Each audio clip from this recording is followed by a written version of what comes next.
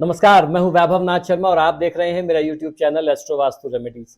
दोस्तों, आप लोगों के आग्रह पे आज मैं आपको वास्तु से संबंधित कुछ बहुत सरल सरल छोटे उपाय बताऊंगा, जिससे आपका घर किसी भी मुख का हो और घर में कैसा भी दोष हो, तो उस दोष को बिना तोड़फोड़ के छोटे उपायों से, हमारी अपने दिनचर्या से संबंधित कुछ ऐसी गलतियां होती हैं जिसकी वजह से वास्तु दोष उत्पन्न होने लगते हैं।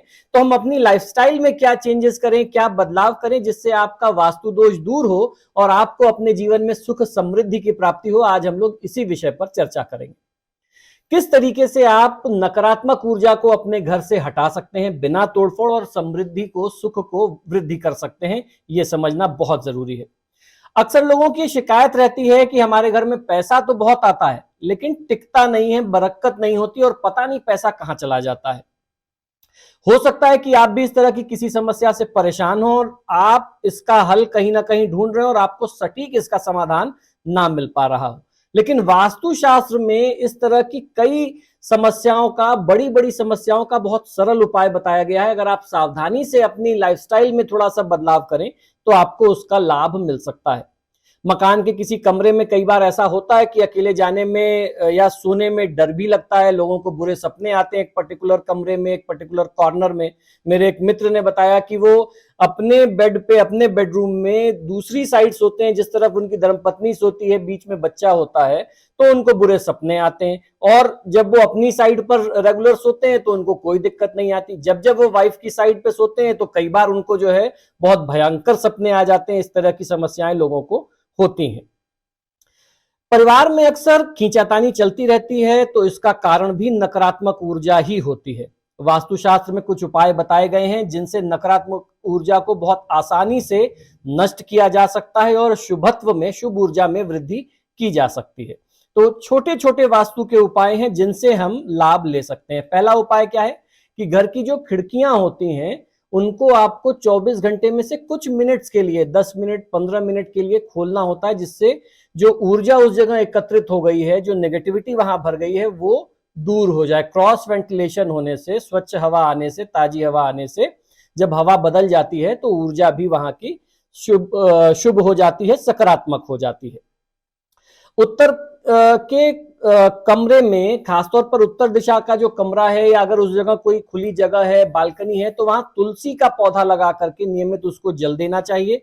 इससे आपकी घर की ऊर्जा बहुत आसानी से बदल सकती है, शुभ हो सकती है।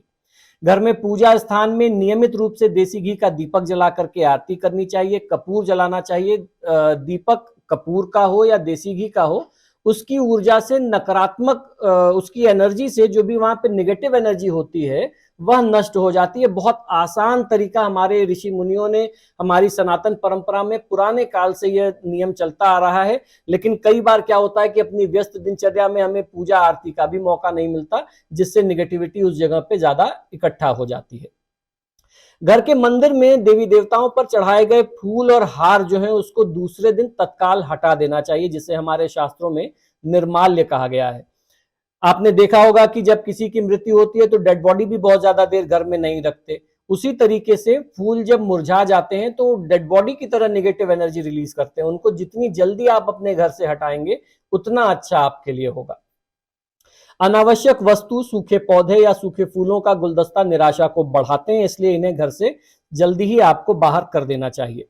घर में खराब विद्युत उपकरण किसी भी मोह के वजह से आप मत रखिए। अक्सर होता है, मेरे घर में भी पड़ा हुआ था, मेरी वाइफ का बहुत फेवरेट टेप रिकॉर्डर था पुराने समय का, आजकल कोई नहीं सुनता है।